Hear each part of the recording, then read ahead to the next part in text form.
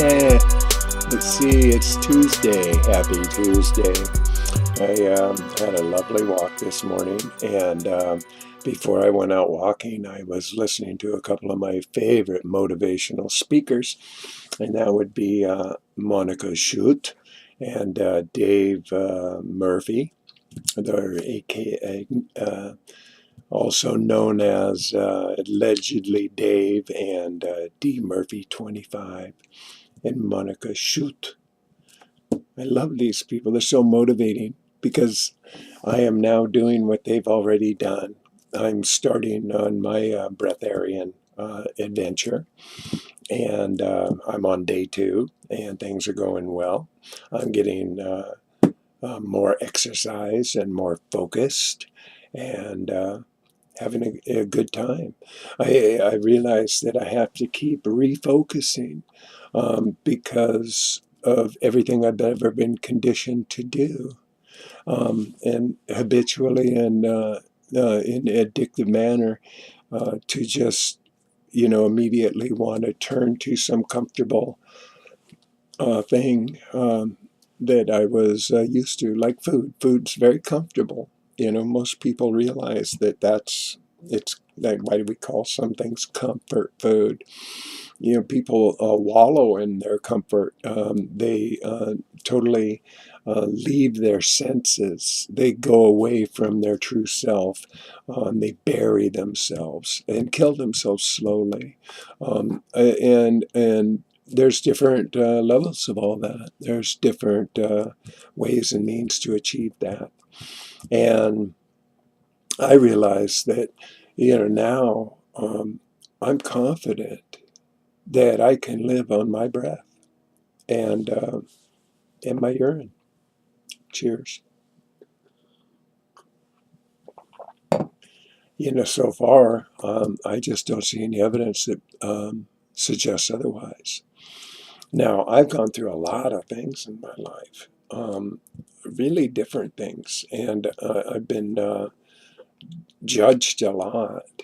I've actually, maybe you can relate, but I was labeled and branded a lot. And if you've lived life at all, you know what it's like to have somebody label you or brand you. That is like somebody else determining what your worth is, or who you are. Establishing your protocol or your identity. And that's what everybody's ego is stroked by, is their identity, one way or the other. Their accomplishments or their education, whatever their plaques on the wall. There's all sorts of levels that we judge, or evaluate our self-esteem and our self-worth. And so I've been working on turning that around for me, because I've gone through so much of life under my own suspicion, so to speak, kind of prisoner to my own demise. And that's because that I may have listened to some of the wrong things.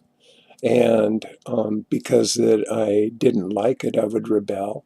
And so I'd make all sorts of choices that were maybe not conducive to my best interest, my highest good, my greatest being.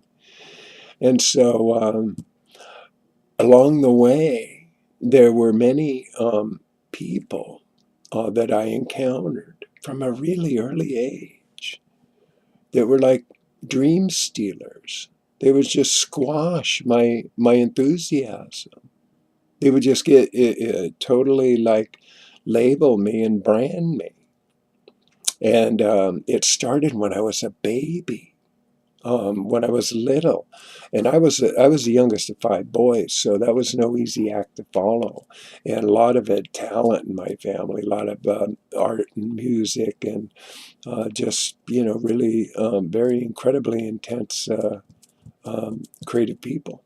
So as a youngster, I never felt like I was worthy And on top of it, I get teased a lot. I had an accident when I was little, so I had this scar in my tongue. I got my tongue ripped open, so I had a terrible lisp. And so I had, I got teased for that on top of it. Like I wasn't already like fucked up enough. I have to get even further kind of harassed. And so I developed early, I was a bedwetter. I was a bedwetter till I was like 12. And so I used to get scabs and stuff on my butt. So as a child, they called me Scabby.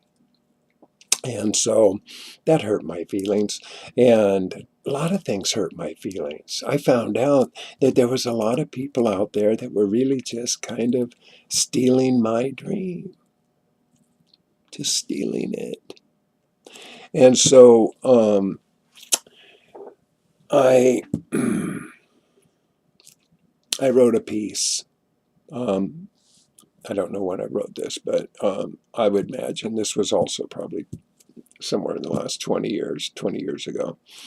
And it kind of addresses this very subject. And it's entitled, Who Has the Power to Steal Your Dream? Who has the power to steal your dream? So, here we go. Who has the power to steal your dream? Do you lose perspective? Are you now fleeing? Do you trust your instincts? Do you think that it's odd?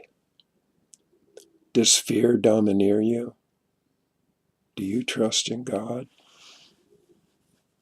Who has the answers and who will you pay? Who is the director and what part do you play? Are you at cause? Are you at effect? Will you fly the plane or is it time to eject? How many questions do you need to ask? Do you feel protected in the myth that you bask? Who is the jailer and who holds the key? Do you need permission to set your heart free? How much will it cost you? Who set the bail? Can you be grounded when you're locked up in jail? Who has the power to steal your dream? Will too many questions unravel your seams? Can you stop the madness? Can you untie the knot? Can you trust God with the power you've got? Are you a victim? Are you on the brink? Do you make decisions on what others may think? Whose life are you living? Are you happy or sad? Can you really find goodness when you think that you're bad?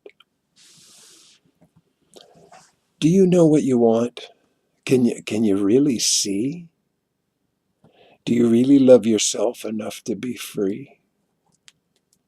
Who has the power to steal your dream? Do you have the power to see who you're being? Do you have a dark side? Are you hiding out? Do your fears own you? Is that why you doubt? There are so many questions that dream stealers ask. When you look outward for what lies with... Oh, wait a minute. I skipped a line. There are so many questions that dream stealers ask. Are they supporting your dream-seeking task? Yeah, that's a good question. When you look outward for what lies within, the dreams you are seeking never begin. The end. So, what I'm working on, and see, this is why I think that the urine therapy and the breatharian thing, are so valuable to me at this point because I'm healing and I'm falling way deep in love with myself. I'm learning more who I am, and I'm being kinder to myself and gentler to myself. And so by doing all that, I'm that way more with others. I'm not in fear. I'm not in doubt. I'm not in in jail at this point, and I'm not hiding out. I'm just giving myself away because it makes me feel good. And sharing this information is something that I realize now is like a mission. It's like a purpose. And I've had a lot of different lives. Here, I made a list. These are just labels. These are labels, and these are brandings that people branded me with. I was branded by somebody else's thoughts and by my own. I take responsibility for my actions. These are all things that I labeled myself with. So I was a bedwetter, and a scab. I was a mess as a teenager, a little criminal. I was a chef and a writer, a father and a husband, a performer, an entertainer, a producer, a director, a filmmaker, a builder, a construction guy, a nomad, an asshole, a freeloader, a taxi driver. I was not good enough. I was a hard worker. I was authentic, honest, and trustworthy, but still my best wasn't good enough. You see what I'm saying? These are all limiting. Every one of them are limiting because they're just labels and they're branding. So now I'm totally branding myself and labeling myself. I've totally turned it around. I've made a complete new surge. And I'm not worried about what anybody else thinks. Nobody's going to steal my dream because my dream has always been to really heal the planet one heart at a time. I wrote that down decades ago. That's one of my early catalogs. And so now I think that with the power of the urine therapy and the knowledge of reducing the habits and changing the life and reversing things around, turning all that pain back into some kind of pleasure and becoming the person you want to be. I think that's an important message. So I'm going to look back on my experience. And in my experience, like back in the early 80s, I was a huge motivational speaker and seminar trainer and leader. And I brought forth all information to motivate people into finding out who they were. And in that effort, what the purpose was to help people build businesses and, learn how to move and distribute manufactured goods. There were some services and some of it was motivation, but there was products involved. So I understand how that works, and I know how it is to get people excited. But see, what makes me really excited now is this is all for free. I don't have to sell anybody anything, nothing, no thing. I don't have to sell anything. All I have to do is share. Huh, how easy is that? That's the easiest thing in the world. So I'm branding myself. WEEDU SHIVAMBU is a brand. I created him. That's me. And Casey Caban, I created him. And he's the producer and director, so go figure. And Nicholas Nosey, I created him. He's my little curious guy who asks a lot of questions. So all of these are fragments of my creative imagination at work, I suppose. And so I'm branding and labeling, and I am excited because all I want to share is good news.